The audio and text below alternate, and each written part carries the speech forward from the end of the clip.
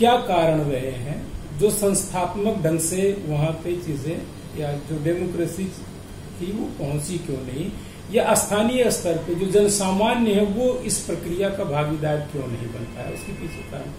ये जो इतने कारण मैंने गिनाए वो मूलतः संवैधानिक व्यू पॉइंट से इम्पोर्टेंट थे, लेकिन जो पॉलिटिकल इश्यू रह गए वहां पे जिनके कारण से वहां मास एम्पावरमेंट नहीं हो पाया, उसमें सबसे महत्वपूर्ण कारण है leadership, political leadership. Political leadership वो श्रीनगर की भी पॉलिटिकल लीडरशिप और दिल्ली की भी लीडरशिप। हमसे बार बार जो गलती हो रही थी वो ये हो रही थी कि जैसे पार्टीशन के समय हमने मुस्लिम लीग को नेता, पार्टीशन के समय हमने मुस्लिमों का सारा नेता जिन्ना को मान लिया और फिर हम अपने अन्य समुदाय से बात नहीं किए। उसी तरह से एक गलती जम्मू कश्मीर के संदर्भ में हुई। जम्मू कश्मीर के संदर्भ में जो दो महत्वपूर्ण पॉलिटिकल वॉइस थी, जो राजनीतिक स्वर थे, उसमें एक जो वहां की पॉलिटिकल पार्टीज थी बेसिकली नेशनल कॉन्फ्रेंस और अब पीडीपी जो बाद में बनी, और दूसरा वहां सेपरेटिस्ट। तो जो पिछले 30-35 सालों की जो पॉलिटिकल हिस्ट्री बनी वो यही बनी कि दिल्ली हमेशा ये कोशिश करता रहा, इस दिल्ली की लीडरशिप हमेशा ये कोशिश कर रही थी कि वो जो वहां के जो पॉलिटिकल लीडर हैं, और पॉलिटिकल लीडर हम सब जानते हैं, अगर जम्मू कश्मीर के पॉलिटिकल लीडर के बारे में बात करें तो मूलतः वो एक ही जिले से आते हैं, मूलतः 5-7 जिले से आते हैं और मूलतः एक ही समुदाय या समूह के लोग हैं जो वहां की पॉलिटिकल लीडरशिप को वॉइस देते हैं। ऐसी स्थितियों में दिल्ली सरकार ने उन्हीं को एड्रेस किया और उनसे जो बातें बची वो वहां के सेपरेटिस्टिक माइंडसेट के लोगों से बात की। ये लीडरशिप की जो दो फेल्योर थी, जो बातें थी, वो फेल्योर कहीं न कहीं वहां डेमोक्रेटिक इंस्टीट्यूशन की इम्प्लीमेंटेशन में सबसे बड़ी बाधा बनी रही। अब चूंकि जब आप मास इंगेज कभी किए नहीं, लोगों से कभी बात नहीं किए, तो उनका कॉन्फिडेंस उस लेवल तक आया ही नहीं जिसकी वजह से वहां कोई अलग पॉलिटिकल कल्चर बने, अलग कोई पॉलिटिकल संस्कृति बने। ऐसी स्थितियों में दिल्ली सरकार की तब की और जो वर्तमान की जो हैंडलिंग पॉलिसी या वर्तमान के समय जो कश्मीर के प्रति जो बात रखने या सोचने का माध्यम या तरीका है, वो यही एक अंतर है अगस्त 2019 के बाद। क्योंकि वर्तमान सरकार ने दो बातें बहुत स्पष्ट कही। पहला कि हम किसी सेपरेट लीडर से जो अपने को अगुवा मानते हैं, वो चुनाव नहीं लड़ते हैं, उनसे हम कोई बात नहीं करेंगे, किसी की कोई भूमिका नहीं है। और दूसरा जो वहां की पॉलिटिकल लीडरशिप थी उसको भी उसके सामने चुनौती रखा और मतलब उसके लिए पंचायत के चुनाव में एक नया नेतृत्व वर्ग उत्पन्न किया।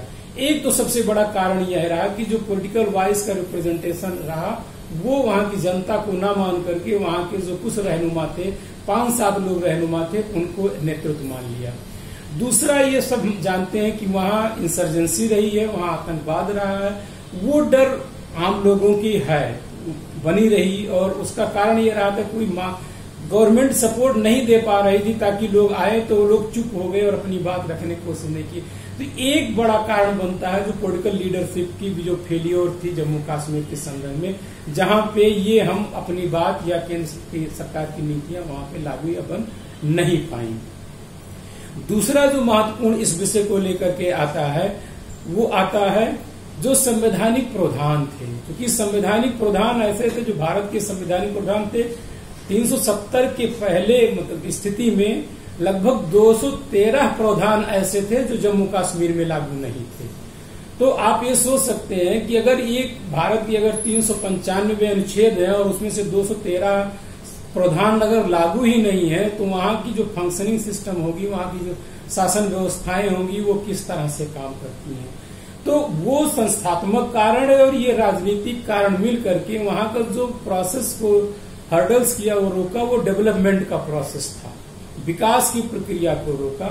यद्यपि वहां की साक्षरता दर या तमाम चीजों से, चूंकि केंद्र सरकार की इतनी फंडिंग शुरू से वहां रही कि बाकी राज्यों की तुलना में अगर आप मनरेगा की मजदूरी की बात देखें तो मनरेगा की मजदूरी 2015-16 में जम्मू कश्मीर में 450 रुपए थी, जबकि अन्य राज्यों में यही मजदूरी 150 या 120 रुपए थी। तो ऐसे तमाम इश्यूज दिखते हैं। तो डेवलपमेंट के व्यू पॉइंट से भी हम जब देखते हैं कि ये मनरेगा या तमाम पॉलिसीज या फूड सिक्योरिटी को लेकर के जो करप्शन का, मैं पिछले पार्ट में कहा कि जो करप्शन के इश्यूज थे, एक आदमी के पास 20-20 राशन कार्ड दिखने लगे। तो ये सारी चीजें पॉलिटिकल हर्डल्स बने।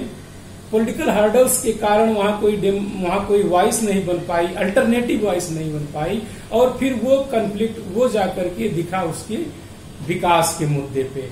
तो जो संवैधानिक जो कॉन्स्टिट्यूशनल मैकेनिज्म के बीच जो गैप था, कुछ लोग उसको एसिमेट्रिक फेडरलिज्म या और अन्य कारणों के नाम देते हैं, पर उन सब पे ना बात करते हुए ये जो प्रधान थे भारतीय संविधान के, वो वहां व्यापक स्तर पे न लागू होने के कारण राजनीतिक और फिर आगे जाकर के आर्थिक बाधाएं भी आना शुरू हुई।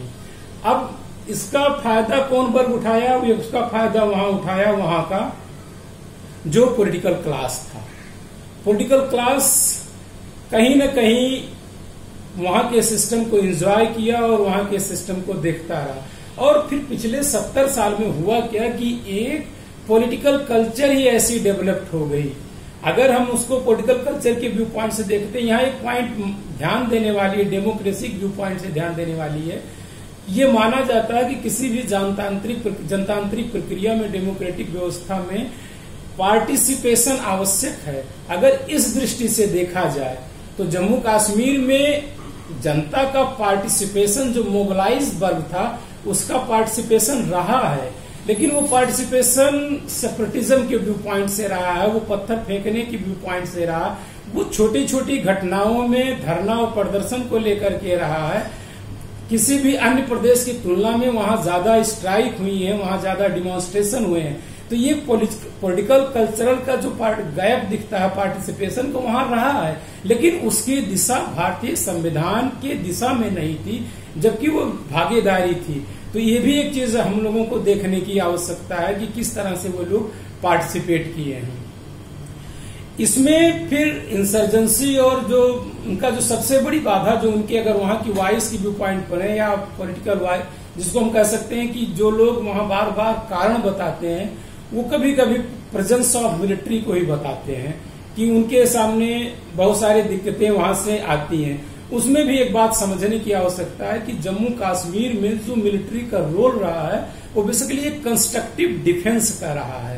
कंस्ट्रक्टिव डिफेंस इस नाते रहा है कि जब वहां की संस्थाएं जम्मू कश्मीर की संस्थाएं जब इंस्टीट्यूशनली ग्रिडलॉक में चली गई या सारी संस्थाएं अपना काम छोड़ दी, नहीं कर पा रही थी, तो उस दृष्टि से वहां पे जो भारतीय सेना थी, कहीं न कहीं सुशासन की भूमिका में सबसे अधिक आई है। वहां की सेना ही थी जो वहां के जो स्थानीय प्रशासन का कार्य होता है उसको करने लगी, और इसको हम एक नए टर्म में कह सकते हैं कंस्ट्रक्टिव डिफेंस।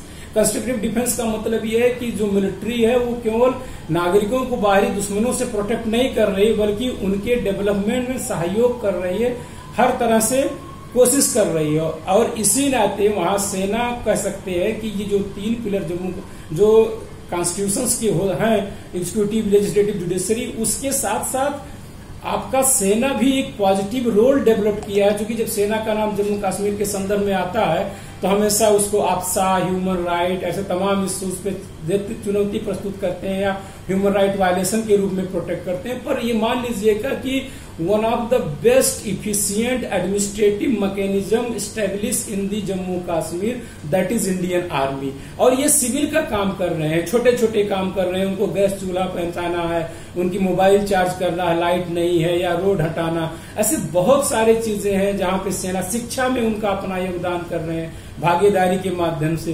तो सेना का एक बहुत बड़ा पॉजिटिव रोल इस समय रहा है। हम जिस पर्सपेक्टिव से इंडियन मिलिट्री को वहां पे देख रहे हैं, उस मिलिट्री को नहीं बल्कि उसके पॉजिटिव रोल को देखने की कोशिश कर रहे हैं, क्योंकि हम उसको हमेशा नेगेटिव व्यू पॉइंट से देखने की कोशिश करते हैं साथ ही। लेकिन वर्तमान समय में वहां के डेमोक्रेटिक स्टेब्लिशमेंट में, या डेमोक्रेटिक स्टेब्लिशमेंट को कह दीजिए नहीं, बल्कि शासन को स्थापित करने में वहां इंडियन आर्मी की एक इम्पॉर्टेंट भूमिका है। इसके बाद हम देखते हैं कि इस इंडियन जो महत्वपूर्ण संस्थाएं आई हैं, इसकी वजह से मिलिट्री तो अपनी एक रोल प्ले कर रही, लेकिन जो बाकी संस्थाएं रही जुडिशरी को लेकर के, पॉलिटिकल सिस्टम्स को लेकर के, या जो जिस तरह से मीडिया की भूमिका रही, वो भी अपनी भूमिकाएं वहां स्थापित नहीं कर पाई हैं।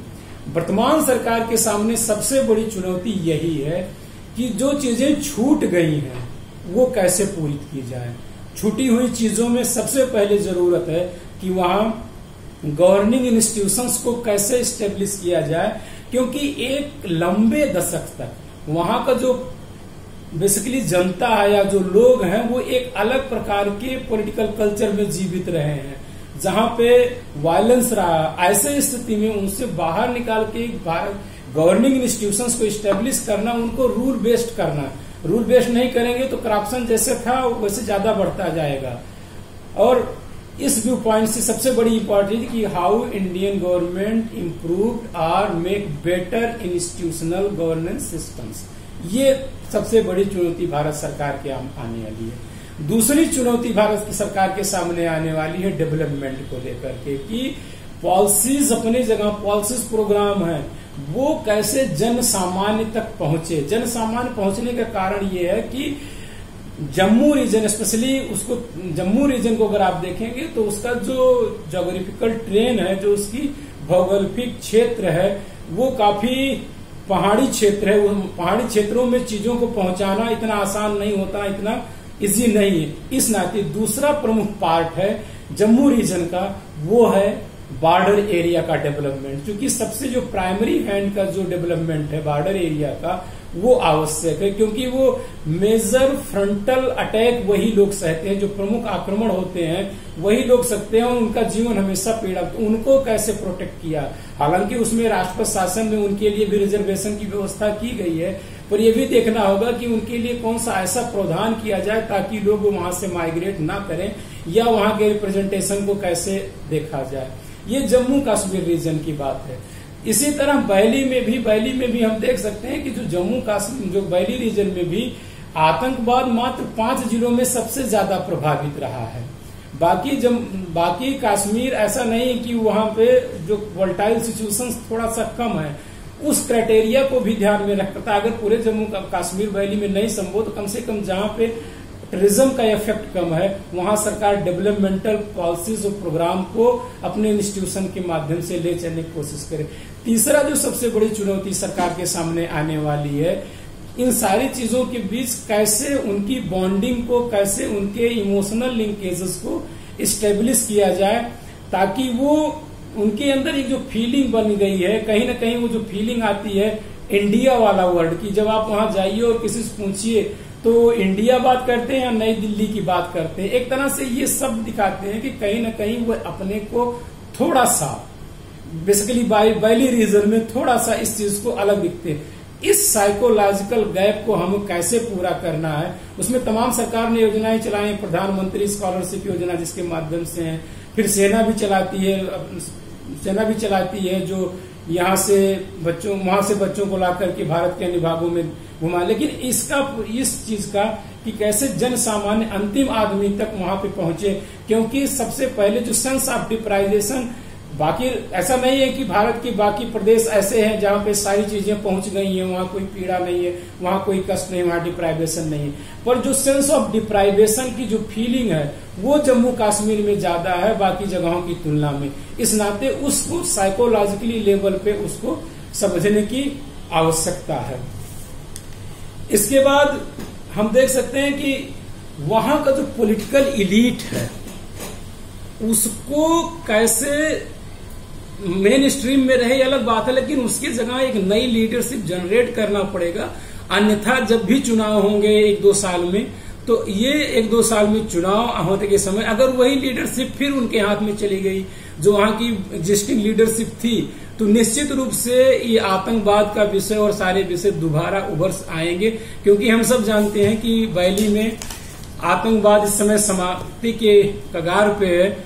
ऐसा माना जाता है कि एक अधिकारी के बयान के रूप में कि एक नॉर्मल आतंकवादी का जो आयु है वो 3 महीने है, या उसको जो इंसर्जेंसी या टेररिज्म पे लोग काम करते हैं, उनका ये मानना है कि वहां एक रोमांटिक टेररिज्म है। रोमांटिक टेररिज्म का मतलब ये है कि यूथ विभिन्न कारणों से भी आतंकवाद में शामिल हो रहे हैं। कोई सेपरेटिज्म या आइसोलेशन की बात अपनी जगह पर, एक हीरोशिप भी है। बुरहानी गैंग के बाद उसमें एक हीरोशिप भी है जो ये दिखाती है कि कहीं न कहीं ऐसा इस क्षेत्र में शामिल होने से ये कुछ जो स्टेटस सिंबल वाली बात है वो इस तरह से है। तो सरकार को इन चुनौतियों को भी देखनी होगी। ये सही बात है कि सरकार ने लगातार प्रयास किया है और आतंकवादी घटनाओं को कुछ न कुछ रोज वहां सफाया हो रहा, पर इसको यूथ आने ना पाए, यूथ डिविएट हो इन चीजों से, उसको सेंस ऑफ डिप्राइजेशन ना होके कहीं ना सेंस ऑफ प्राइड का फीलिंग आए। ये चुनौती भी सरकार को करना होगा और ये चुनौती सरकार अकेले नहीं कर सकती। ये भी हम सबको ध्यान, अगर हम इस एफडीपी प्रोग्राम में इस विषय पे कार्यक्रम कर रहे हैं और देख रहे हैं और इस कार्यक्रम का कोई संदेश है, तो वो संदेश मात्र इतना सा है कि अल्टीमेटली जो सरकार की भूमिका होगी, पर as a teacher, as a participant हमारी भी कुछ भूमिकाएं होंगी। हम जम्मू कश्मीर को भारत से लोगों से कैसे कैसे जोड़ सकते हैं, इंटीग्रेट कर सकते हैं, कैसे इमोशनली बॉन्डेज हम बना सकते हैं, ये चीज हम देख सकते हैं एज ए पार्टिसिपेंट में। तो ये सारी चीजें एक लार्जर पिक्चर देती हैं हम सबको, जो ये बताती हैं कि जम्मू कश्मीर में डेमोक्रेटिक के जो बेसिक पैरामीटर्स थे, जो बेसिक मूल्य, जो बेसिक मापदंड थे, वो नहीं थे या उसको स्थापित नहीं किया गया था। अभी सरकार की चुनौती है कि उन सारे चीजों को स्थापित किया जाए। जैसा मैंने पहले भी कहा कि उस दिशा में कुछ प्रयास हुआ है, जैसे पंचायत का चुनाव, जैसे परिसीमन आयोग का निर्माण, जैसे पीआरसी कानूनों का लागू करना, ये सारी चीजें हुई हैं। पर उससे बड़ी चुनौती सरकार के सामने है और सरकार से भी बड़ी चुनौती है समाज के सामने, क्योंकि अभी वहां का जो कश्मीरी पंडित निष्कासित हुआ है या वहां से जो और लोग निष्कासित हुए हैं आतंकवाद के कारण या अन्य कारणों से, उनका वापसी तभी संभव होगी या उनका जाना वहां तभी संभव होगा जब वहां उनको सेंस ऑफ सिक्योरिटी लोगों को आएगी। और ये दायित्व सरकार पे बहुत बड़ा है, क्योंकि लीगल चीजें अपनी विशेषता थी, इमोशनल लीगल चीजें 2 घंटे में घटित हो सकती हैं, पर जो इमोशनल चीजें होती हैं वो लॉन्ग बॉन्डेज प्रोसेस होती है, उसमें थोड़ी थोड़ी सबकी भूमिका होती है। हमको लगता है कि हम सबका बेसिक सहयोग है वो ये करना चाहिए। और दूसरा चीज ये भी ध्यान देना चाहिए कि क्योंकि मामला जम्मू कश्मीर की बात हो रही, तो इसमें लद्दाख का एक बहुत बड़ा भाग छूट रहा है, उसका जिक्र हम इसमें नहीं कर पा रहे हैं क्योंकि वो यूनियन टेरिटरी हो गई है। लेकिन जो लद्दाख बाद में केंद्र शासित प्रदेश है, वो भी इसी प्रकार के डिप्राइवेशन का शिकार रहा है, क्योंकि वहां भी लैंग्वेज के इश्यूज पे, पॉलिटिकल रिप्रेजेंटेशन के इश्यूज पे, इंस्टीट्यूशनल के लेवल पे एक तरह से कश्मीर का वो, मुझे शब्द कह सकता हूं कि वो कश्मीर का एक तरह से गुलाम बन के रह गया था लद्दाख। तो 5 अगस्त को शायद उसको मुक्ति है, वहां भी रिप्रेजेंटेशन रहा है। सरकार वहां के भी संस्थाओं के निर्माण के बारे में सोचना चाहिए। और दूसरा चीज, जब हम जम्मू कश्मीर के विषय को डिस्कस कर रहे हैं और इसको समाज में इसकी जागरूकता को लेकर के हम कोशिश कर रहे हैं, तो एक बार ध्यान देना चाहिए कि जम्मू कश्मीर का एक बहुत बड़ा भूभाग जो पाक अधिकृत जम्मू कश्मीर और गिलगित है, जो लद्दाख का पार्ट है, वो भी है। जब भी कोई चर्चा और डिस्कशन हो तो हमको लगता है कि उसके भाग में भी जिक्र करते रहना चाहिए, क्योंकि लगभग 55% और 56% की बीच की भूमि है जो पाक अधिकृत जम्मू कश्मीर में है और लद्दाख के पास, जो आज वर्तमान प्रदेश में जो आदि समय जो भारत की सुरक्षा से संदर्भ में चुनौतियां खड़ी हुई हैं, बेसिकली वो जम्मू कश्मीर के इसी भूभाग से आती हैं। और वहां भी कोई शासन व्यवस्था नहीं। अगर हम वहां की भी डेमोक्रेसी की बात करें, गिलगिट बाल्टिस्तान में भी एक तरह से दोहरी कॉलोनी का शिकार है जम्मू कश्मीर, जो गिलगिट बाल्टिस्तान है। पाकिस्तान वहां एग्जीक्यूटिव ऑर्डर के माध्यम से शासन करता है और चीन और पाकिस्तान दोनों मिलकर के वहां का आर्थिक शोषण कर रहे हैं। इसी प्रकार पाक ऑक्यूपाइड जम्मू कश्मीर वाला जो भूभाग है, उस पर भी जो कॉन्स्टिट्यूशनल डेवलपमेंट होनी चाहिए वो नहीं हो पाए। तो हमारा मुख्य विषय तो जो वर्तमान संदर्भ में जो जम्मू कश्मीर का वर्तमान संघ शासित प्रदेश है, इसी पे था। लेकिन जब भी हम इसकी चर्चा आगे बढ़े तो इसमें हमारे मन में लद्दाख का ही भूभाग गिलगिट बाल्टिस्तान और मीरपुर मुजफ्फराबाद क्षेत्र भी इसमें शामिल होना चाहिए। जी धन्यवाद।